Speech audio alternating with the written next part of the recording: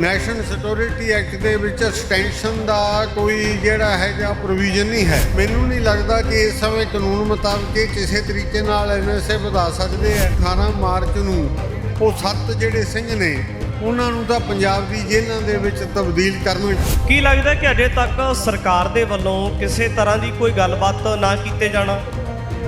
ਸੋ ਸਰਕਾਰ ਤਾਂ ਜਿਹੜੀ ਆ ਉਹ ਜ਼ਾਲਮਪੁਣੇ ਤੇ ਉਤਰੀ ਹੋਈ ਹੈ, ਵਧੀਕੀਆਂ ਕਰ ਰਹੀ ਹੈ। ਨੌਜਵਾਨਾਂ ਨੇ ਜਿਹੜੇ ਸਪਾਈ ਕੈਮਰਾਸ ਦੇ ਸਮੇਤ ਜਿਹੜੀਆਂ ਨੈਟ ਡੋਂਗਲਸ ਨੇ ਜਾਂ ਇਸ ਤਰ੍ਹਾਂ ਦਾ ਹੋਰ ਕਾਫੀ ਕੁਝ ਸਮਾਨ ਹੈ ਉਹ ਪ੍ਰਸ਼ਾਸਨ ਦੇ ਸਾਹਮਣੇ ਰੱਖਿਆ ਹੈ। ਇਹਨਾਂ ਚੀਜ਼ਾਂ ਨੂੰ ਕਿਵੇਂ ਦੇਖਿਆ ਜਾਵੇ ਕਿ ਆਖਰ ਤੁਸੀਂ ਵੀ ਮੁਲਾਕਾਤ ਕਰਨ ਵਾਸਤੇ ਉੱਥੇ ਜਾਂਦੇ ਹੋ, ਉਹ ਜਿਹੜਾ ਸਪਾਈ ਕੈਮਰਾਸ ਆ ਜਾਂ ਜਿਹੜੀਆਂ ਹੋਰ ਚੀਜ਼ਾਂ ਨੇ ਉਹ ਫਿਰ ਅੰਦਰ ਕਿਵੇਂ ਗਈਆਂ? ਉਹ ਬੈਰਕਾਂ ਦੇ ਵਿੱਚ ਨਾ ਭਾਈ ਸਾਹਿਬ ਸੀ ਤੇ ਨਾ ਕੋਈ ਹੋਰ ਸਿੰਘ ਸੀ, ਤਾਂ ਉੱਥੇ ਪੰਜਾਬ ਸਰਕਾਰ ਦੇ ਅਧਿਕਾਰੀ ਆਏ ਜਿਹੜੇ ਬਿਨਾਂ ਤਲਾਸ਼ੀ ਤੋਂ ਬਿਨਾਂ ਕਿਸੇ ਹੋਰ ਪੁੱਛਗਿੱਛ ਤੋਂ ਅੰਦਰ ਆ ਸਕਦੇ ਆ ਤੇ ਜਾ ਸਕਦੇ ਆ।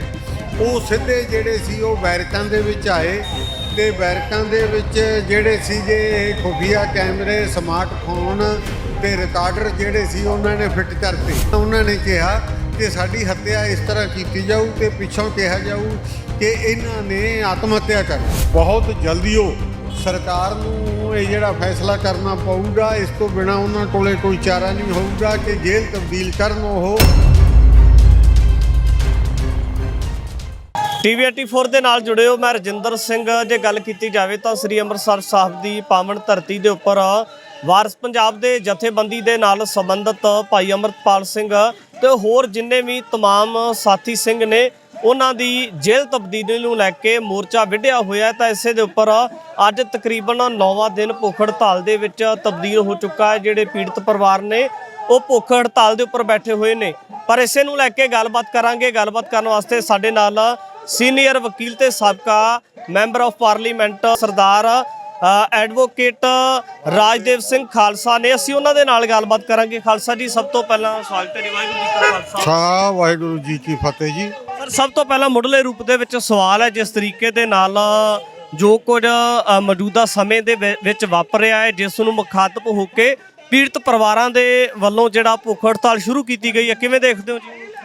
ਦੇਖੋ, ਇਹ ਬੜੀ ਵੱਡੀ ਜ਼ਿਆਦਤੀ ਕੀਤੀ ਗਈ ਹੈ ਭਾਈ ਅਮਰਪਾਲ ਸਿੰਘ ਨਾਲ ਤੇ ਹੋਰ ਸਿੰਘਾਂ ਨਾਲ, ਜਿਹੜੇ ਡਿਬਰੂਗੜ੍ਹ ਜੇਲ੍ਹ ਦੇ ਵਿੱਚ ਬਿਨਾਂ ਕਿਸੇ ਮਤਲਬ ਦੇ, ਬਿਨਾਂ ਕਿਸੇ ਗੱਲ ਦੇ, ਬਿਨਾਂ ਕਿਸੇ ਜੁਰਮ ਦੇ ਤੇ ਸਿਰਫ ਅੰਮ੍ਰਿਤ ਪ੍ਰਚਾਰ ਕਰਨ ਲਈ ਤੇ ਸਿੱਖਾਂ ਨੂੰ ਸੁਚੇਤ ਕਰਨ ਦੇ ਲਈ ਬੰਦ ਕੀਤੇ ਹੋਏ ਹੈ।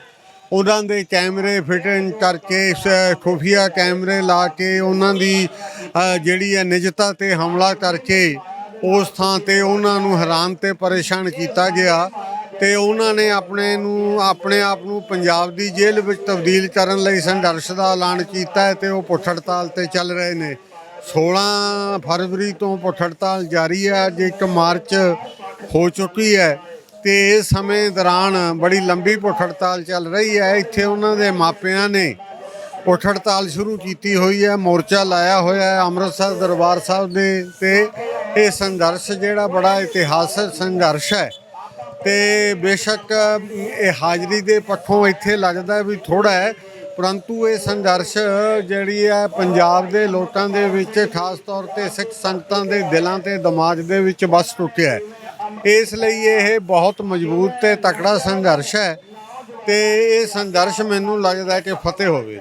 ਸਪਾਈ ਕੈਮਰਾਸ ਦੀ ਗੱਲ ਚੱਲਦੀ ਹੈ ਕਿ ਨੌਜਵਾਨਾਂ ਦੇ ਜਿਹੜੇ ਪ੍ਰਾਈਵੇਸੀ ਨੇ ਜਾਂ ਜਿਹੜੇ ਉਹਨਾਂ ਦੇ ਉੱਥੇ ਬੈਰਕਾਂ ਬਣੀਆਂ ਹੋਈਆਂ ਨੇ, ਉਹਨਾਂ ਦੇ ਸਪਾਈ ਕੈਮਰਾਸ ਨੂੰ ਲੈ ਕੇ ਕਿਵੇਂ ਦੇਖਿਆ ਜਾਵੇ ਜੀ? ਇੱਕ ਪਾਸੇ ਤੇ ਉੱਥੋਂ ਦਾ ਜਿਹੜਾ ਸਥਾਨਕ ਪ੍ਰਸ਼ਾਸਨ ਹੈ ਉਹਨਾਂ ਦੇ ਵੱਲੋਂ ਨੌਜਵਾਨਾਂ ਦੇ ਉੱਪਰ ਦੋਸ਼ ਲਗਾਏ ਜਾ ਰਹੇ ਨੇ, ਪਰ ਦੂਜੇ ਪਾਸੇ ਨੌਜਵਾਨਾਂ ਨੇ ਜਿਹੜੇ ਸਪਾਈ ਕੈਮਰਾਸ ਦੇ ਸਮੇਤ ਜਿਹੜੀਆਂ ਨੈਟ ਡੋਂਗਲਸ ਨੇ ਜਾਂ ਇਸ ਤਰ੍ਹਾਂ ਦਾ ਹੋਰ ਕਾਫੀ ਕੁਝ ਸਮਾਨ ਹੈ ਉਹ ਪ੍ਰਸ਼ਾਸਨ ਦੇ ਸਾਹਮਣੇ ਰੱਖਿਆ ਹੈ। ਇਹਨਾਂ ਚੀਜ਼ਾਂ ਨੂੰ ਕਿਵੇਂ ਦੇਖਿਆ ਜਾਵੇ ਕਿ ਆਖਰ ਤੁਸੀਂ ਵੀ ਮੁਲਾਕਾਤ ਕਰਨ ਵਾਸਤੇ ਉੱਥੇ ਜਾਂਦੇ ਹੋ, ਉਹ ਜਿਹੜਾ ਸਪਾਈ ਕੈਮਰਾਸ ਆ ਜਾਂ ਜਿਹੜੀਆਂ ਹੋਰ ਚੀਜ਼ਾਂ ਨੇ ਉਹ ਫਿਰ ਅੰਦਰ ਕਿਵੇਂ ਗਈਆਂ? ਉਹ ਪ੍ਰਸ਼ਾਸਨ ਦੇ ਵੱਲੋਂ ਜਾਂ ਉਹਨਾਂ ਦੇ ਵੱਲੋਂ ਕਿਹਾ ਜਾ ਰਿਹਾ ਕਿ ਅਸੀਂ ਵਾਇਰਿੰਗ ਕਰਵਾਈ ਸੀ ਕੁਝ ਦਿਨ ਪਹਿਲਾਂ। ਇਹ ਜਿਹੜੀਆਂ ਤਮਾਮ ਸਾਰੀਆਂ ਚੀਜ਼ਾਂ ਨੇ, ਇਹਨੂੰ ਤੁਸੀਂ ਕਾਨੂੰਨੀ ਮਾਹਰ ਵੀ ਰਹੇ ਹੋ, ਕਿਵੇਂ ਦੇਖਦੇ ਹੋ ਜੀ? ਦੇਖੋ, ਜਾਣ ਦਾ ਤਾਂ ਉਹਦੇ 'ਚ ਬੜਾ ਸਪਸ਼ਟ ਹੈ ਉਸ ਦਾ ਜਵਾਬ ਕਿ 16 ਤਰੀਕ ਨੂੰ ਭਾਈ ਅਮਰਪਾਲ ਸਿੰਘ ਮੁਲਾਕਾਤ ਵਾਲੇ ਕਮਰੇ 'ਚ ਆਏ ਹੋਏ ਸੀ ਆਪਣੀ ਬੈਰਕ ਛੱਡ ਕੇ, ਤੇ ਜਿਹੜੇ ਬਾਕੀ ਦੇ ਨਾਲ ਦੇ ਸਿੰਘ ਹੈ ਉਹ ਵੀ ਮੁਲਾਕਾਤਾਂ ਵਾਲੇ ਕਮਰਿਆਂ 'ਚ ਆਏ ਹੋਏ ਸੀ ਆਪਣੀਆਂ ਬੈਰਕਾਂ ਛੱਡ ਕੇ, ਕਿਉਂਕਿ 16 ਜਿਹੜੀ ਫਰਵਰੀ ਦਾ ਦਿਨ ਸੀ ਉਹ ਮੁਲਾਕਾਤਾਂ ਦਾ ਦਿਨ ਸੀਗਾ। ਇਸ ਦੇ ਲਈ ਬੈਰਕਾਂ ਦੇ ਵਿੱਚ ਨਾ ਭਾਈ ਸਾਹਿਬ ਸੀ ਤੇ ਨਾ ਕੋਈ ਹੋਰ ਸਿੰਘ ਸੀ। ਤਾਂ ਉੱਥੇ ਪੰਜਾਬ ਸਰਕਾਰ ਦੇ ਅਧਿਕਾਰੀ ਆਏ ਜਿਹੜੇ ਬਿਨਾਂ ਤਲਾਸ਼ੀ ਤੋਂ, ਬਿਨਾਂ ਕਿਸੇ ਹੋਰ ਪੁੱਛ-ਗਿੱਛ ਤੋਂ ਅੰਦਰ ਆ ਸਕਦੇ ਆ ਤੇ ਜਾ ਸਕਦੇ ਆ। ਉਹ ਸਿੱਧੇ ਜਿਹੜੇ ਸੀ ਉਹ ਬੈਰਕਾਂ ਦੇ ਵਿੱਚ ਆਏ ਤੇ ਬੈਰਕਾਂ ਦੇ ਵਿੱਚ ਜਿਹੜੇ ਸੀਗੇ ਖੁਫੀਆ ਕੈਮਰੇ, ਸਮਾਰਟਫੋਨ ਤੇ ਰਿਕਾਰਡਰ ਜਿਹੜੇ ਸੀ ਉਹਨਾਂ ਨੇ ਫਿੱਟ ਕਰਤੇ। ਉਹ ਬਾਥਰੂਮ ਦੇ ਵਿੱਚ ਵੀ ਜਿਹੜੇ ਸੀ ਇਹੀ ਜਿਹੜੀਆਂ ਡਿਵਾਈਸਿਸ ਸੀ ਉਹ ਉਹਨਾਂ ਨੇ ਫਿੱਟ ਕਰਤੀਆਂ। ਇਹ ਜੇਲ੍ਹ ਪ੍ਰਸ਼ਾਸਨ ਨੇ ਨਹੀਂ ਕਰੀਆਂ। ਜਦੋਂ ਭਾਈ ਸਾਹਿਬ ਵਾਪਸ ਆਏ ਆਪਣੀ ਬੈਰਕ ਦੇ ਵਿੱਚ ਤੇ ਉਹਨਾਂ ਨੇ ਦੇਖਿਆ ਕਿ ਡਿਵਾਈਸਿਸ ਫਿੱਟ ਨੇ, ਤਾਂ ਹੋਰ ਸਿੰਘਾਂ ਦੀਆਂ ਬੈਰਕਾਂ ਵੀ ਦੇਖੀਆਂ, ਬਾਥਰੂਮ ਵੀ ਦੇਖੇ, ਉੱਥੇ ਡਿਵਾਈਸਿਸ ਫਿੱਟ ਸੀ। ਉਹਨਾਂ ਨੇ ਉਸੇ ਸਮੇਂ ਸੁਪਰਡੈਂਟ ਜੇਲ੍ਹ ਨੂੰ ਬੁਲਾਇਆ ਤੇ ਸੁਪਰਡੈਂਟ ਜੇਲ੍ਹ ਤੇ ਹੋਰ ਅਧਿਕਾਰੀ ਆਏ। ਉਹਨਾਂ ਨੇ ਉਹ ਡਿਵਾਈਸਿਸ ਦਿਖਾਈਆਂ। ਉਹਨਾਂ ਨੇ ਮੰਨਿਆ ਵੀ ਇਹ ਗਲਤ ਲਾਈਆਂ ਨੇ ਤੇ ਸਾਡੀ ਨੌਲੇਜ ਤੋਂ ਬਿਨਾਂ, ਸਾਡੀ ਇਨਫੋਰਮੇਸ਼ਨ ਤੋਂ ਬਿਨਾਂ, ਸਾਡੀ ਜਾਣਕਾਰੀ ਤੋਂ ਬਿਨਾਂ ਲਾਈਆਂ ਗਈਆਂ ਨੇ। ਤੇ ਉਹ ਜਿਹੜੀਆਂ ਸੀ ਡਿਵਾਈਸਿਸ ਉੱਥੋਂ ਪੱਟ ਕੇ ਜਿਹੜੀਆਂ ਹੈਗੀਆਂ ਉਹ ਜੇਲ੍ਹ ਸੁਪਰਡੈਂਟ ਨੂੰ ਦਿਖਾਈਆਂ ਗਈਆਂ, ਉਹਨੂੰ ਦਿੱਤੀਆਂ ਗਈਆਂ ਤੇ ਜੇਲ੍ਹ ਸੁਪਰਡੈਂਟ ਨੇ ਇਸ ਦੇ ਲਈ ਖੇਦ ਜਿਹੜਾ ਸੀ ਉਹ ਪ੍ਰਗਟ ਕੀਤਾ। ਪਰੰਤੂ ਉਸ ਦੇ ਪਿੱਛੋਂ ਜਦੋਂ ਇਹਨਾਂ ਨੇ ਉਸ ਦੇ ਵਿੱਚ ਇਹ ਕਹਿ ਕੇ ਭੁੱਖ ਹੜਤਾਲ ਸ਼ੁਰੂ ਕਰਤੀ ਬਈ ਸਾਡੇ ਜਿਹੜੀ ਇਹ ਖੁਫੀਆ ਕੈਮਰੇ ਲਾਏ ਆ, ਰਿਕਾਰਡਰ ਲਾਏ ਨੇ, ਡਿਵਾਈਸਿਸ ਲਾਈਆਂ ਨੇ ਤੇ ਸਾਨੂੰ ਪੰਜਾਬ ਸਰਕਾਰ ਦੇ ਅਧਿਕਾਰੀ ਜਿਹੜੇ ਇਸ ਤਰੀਕੇ ਨਾਲ ਅੰਦਰ ਐਂਟਰੀ ਕਰਦੇ ਆ ਤੇ ਆਉਂਦੇ ਆ ਤੇ ਉਹ ਜੇਲ੍ਹ ਜਿਹੜੇ ਅਧਿਕਾਰੀ ਨੇ ਉਹਨਾਂ ਦੀ ਜਾਣਕਾਰੀ ਡਿਵਾਈਸਿਸ ਫਿੱਟ ਕਰ ਸਕਦੇ ਨੇ। ਤਾਂ ਇਸੇ ਤਰ੍ਹਾਂ ਸਾਨੂੰ ਆਪਦੇ ਖਾਣੇ ਵਿੱਚ, ਭੋਜਨ ਦੇ ਵਿੱਚ, ਪ੍ਰਸ਼ਾਦੇ ਦੇ ਵਿੱਚ ਜ਼ਹਿਰ ਮਿਲਾ ਕੇ ਦਿੱਤਾ ਜਾ ਸਕਦਾ ਤੇ ਜ਼ਹਿਰ ਮਿਲਾ ਕੇ ਉਹ ਸਾਡੀ ਹੱਤਿਆ ਕਰ ਸਕਦੇ ਆ। ਤੇ ਸਾਨੂੰ ਇਹ ਪੱਕਾ ਯਕੀਨ ਆ, ਉਹਨਾਂ ਨੇ ਕਿਹਾ ਕਿ ਸਾਡੀ ਹੱਤਿਆ ਇਸ ਤਰ੍ਹਾਂ ਕੀਤੀ ਜਾਊ ਤੇ ਪਿੱਛੋਂ ਕਿਹਾ ਜਾਊ ਕਿ ਇਹਨਾਂ ਨੇ ਆਤਮ ਹੱਤਿਆ ਕਰ ਲਈ।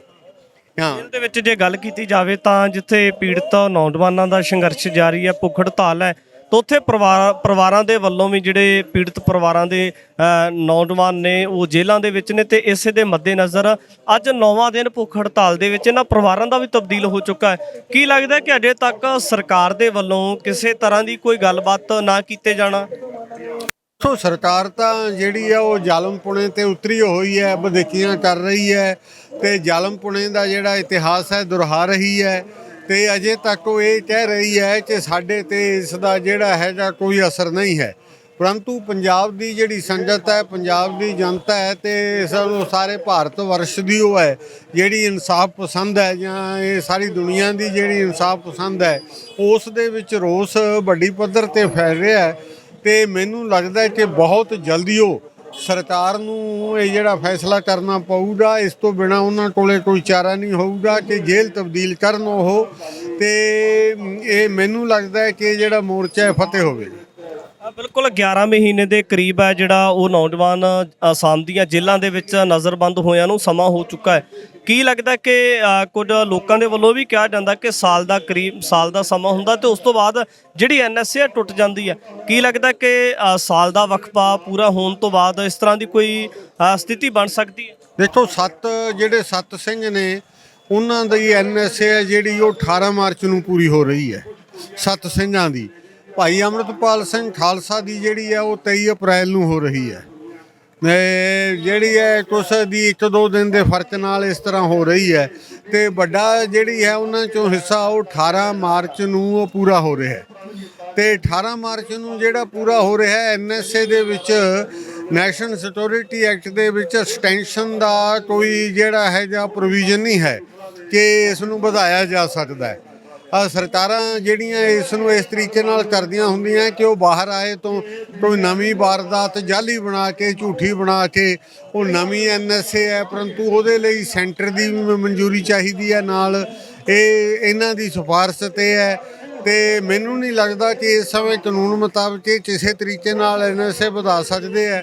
ਸੋ ਉਹਨਾਂ ਨੂੰ ਤਾਂ 18 ਮਾਰਚ ਨੂੰ ਉਹ 7 ਜਿਹੜੇ ਸਿੰਘ ਨੇ ਉਹਨਾਂ ਨੂੰ ਤਾਂ ਪੰਜਾਬ ਦੀ ਜੇਲ੍ਹਾਂ ਦੇ ਵਿੱਚ ਤਬਦੀਲ ਕਰਨਾ ਹੀ ਪਊਗਾ।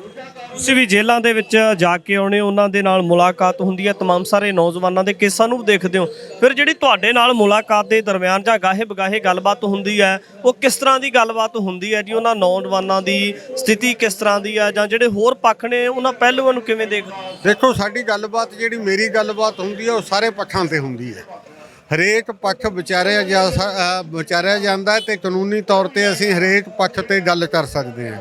ਮੈਂ ਹਰੇਕ ਪੱਖ ਤੇ ਉਹਨਾਂ ਦੇ ਨਾਲ ਵਿਸਤਾਰ ਨਾਲ ਗੱਲ ਕਰੀ ਸੀ।